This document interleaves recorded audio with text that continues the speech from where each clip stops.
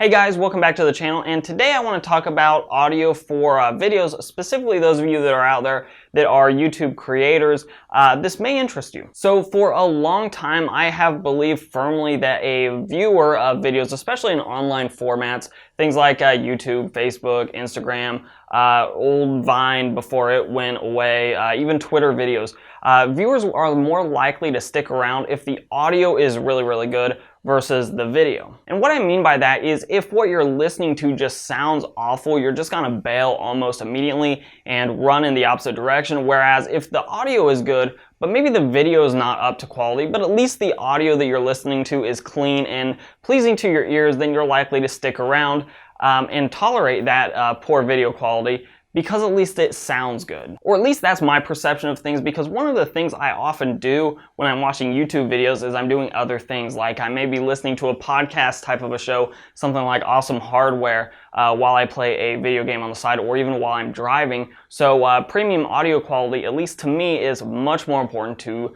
compared to the video quality. Now that's ironic, at least in my mind, because for a long time now I've actually been using, primarily for this channel, this Takstar SGC 598. Now this thing is about $30. It's a simple shotgun mic. It attaches to the top of your camera, and it just points in one direction and records from that direction. It actually does a pretty good job for the price point. It's really hard to beat and actually stacks up fairly competitively against much more expensive microphones. But as my channel grows and as I collect more and more of that sweet YouTube ad revenue, I've sort of decided that it is time to move on from this extremely budget option, and admittedly it's done a great job, and I actually would recommend this to anybody that maybe has a DSLR camera and plans on using it for YouTube videos, and you just need something to get better audio than the in-camera audio. This is a great option with very little startup cost. Comes highly recommended, and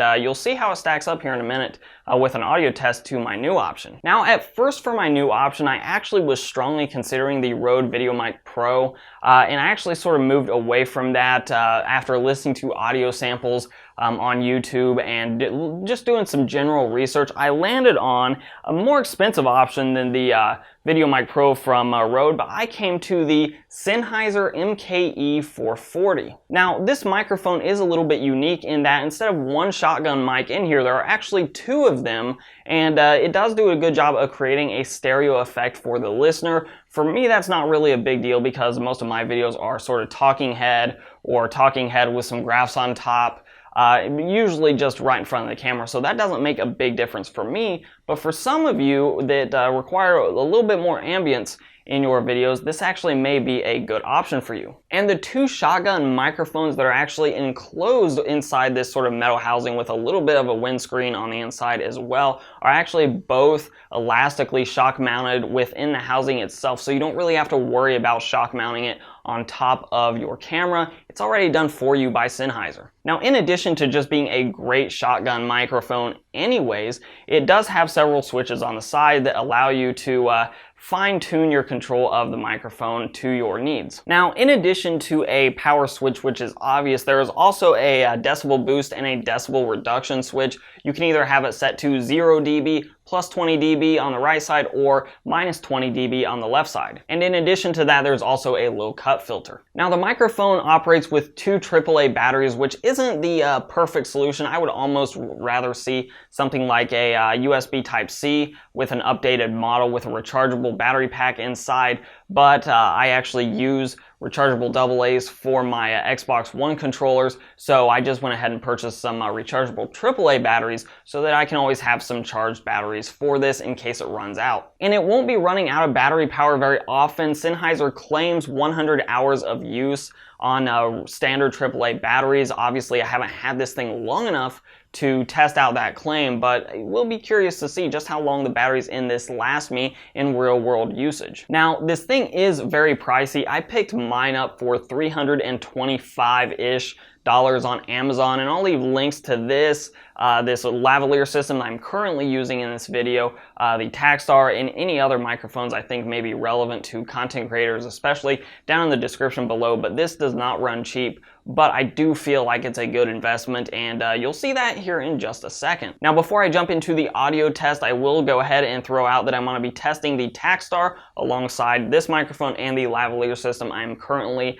wearing, and I will show you samples both edited and unedited to sort of show you what kind of results you may get depending on your workflow and how you like to edit your videos. So let's go ahead and swap around microphones all over the place and do some audio testing. So this is a sample of the Samson Airline Micro Lavalier system, and this is a completely wireless offering. This is an audio sample of the Takstar SGC 598. So this is a sample of the Sennheiser MKE 440. So this is a sample of the Samson Airline Micro Lavalier system, and this is a completely wireless offering. This is an audio sample of the Takstar SGC 598. So this is a sample of the Sennheiser MKE 440. Now I'm going to go ahead and finish up this video with the Sennheiser microphone because frankly it's the best microphone I own, at least for use with my Canon 70D. And if you want a longer sample of the Sennheiser audio than what I'm going through right now,